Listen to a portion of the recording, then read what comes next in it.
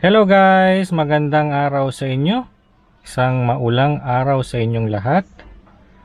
So, short vlog muna tayo. Naglilinis kasi ako ng sasakyan ko, ng interior, no. So, naisip ko na i-share sa inyo yung mga bagay na lagi kong dala-dala dito sa aking sasakyan. So, mag-drive man ako ng malayo, hindi ako kakaba-kaba kasi dala ko tong mga bagay na ito. So, ano-ano ba yung mga bagay na iyon na dapat din na meron kayo, lalo na kung car owner kayo, car enthusiast kayo, ano ba yung mga bagay na dapat meron sa inyong sasakyan. Hindi ko tinutukoy dito guys yung mga early warning device, yung mga tissue, alcohol, tubig, yung mga bagay na ito ay napaka-importante, lalo na pag emergency. Okay? So bago tayo magsimula, pakisuyo na mag-subscribe muna kayo sa aking channel. Yung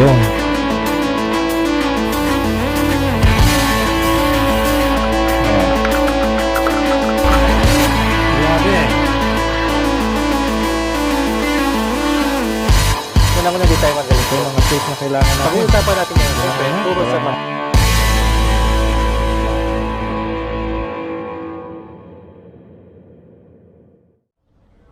Okay guys, ang unang i-share ko sa inyo na bagay na dapat merong sa inyong sasakyan ay ito.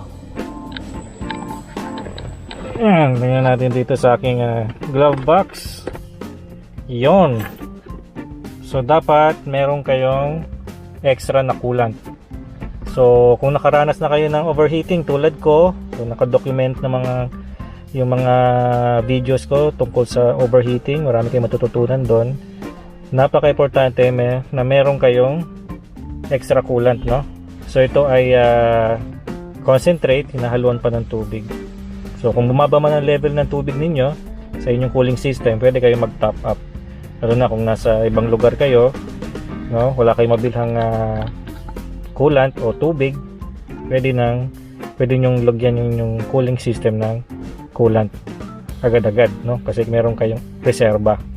So kung wala kayong ganitong dala, syempre ang alternative nyo ay distilled water. Okay? Ayan, yan ang una. Yung pangalawa guys, dito sa aking glove box. Ayan, ano ba to? Yon.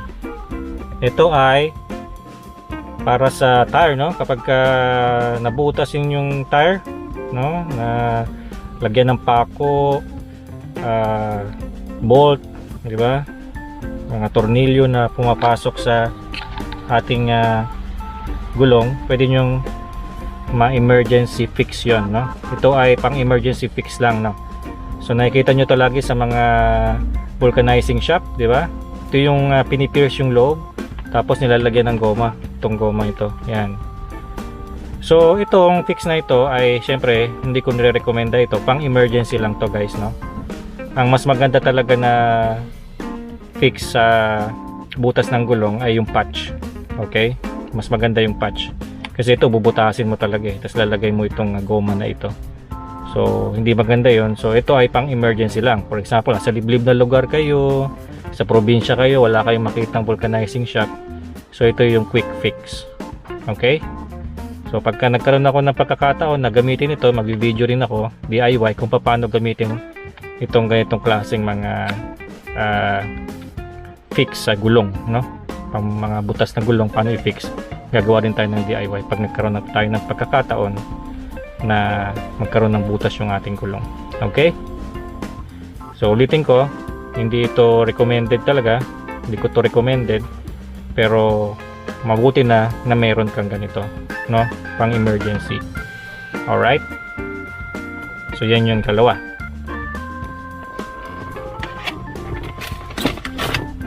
So lagi nyong dala dapat yan sa inyong mga sasakyan. Ngayon punta tayo dun sa ating likuran, no? Sa rear natin.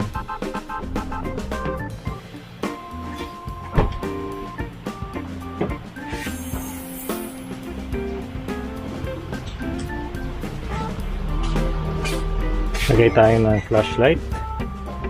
Buksan natin ang ilaw.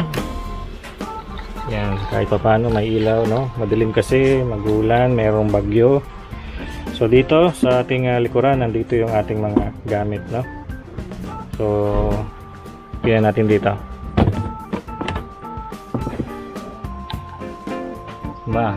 Madami akong gamit dito. Pakita ko sa inyo. So yung isang gamit dito ay yung furniture ko dun sa mga gadgets na dapat meron din kayo, di ba? Lalagay ko yung link nun sa ating description tsaka sa card natin, okay? So ito yung tire inflator natin. Yan. So napaka-importante na meron din kayo niyan. Dali lang.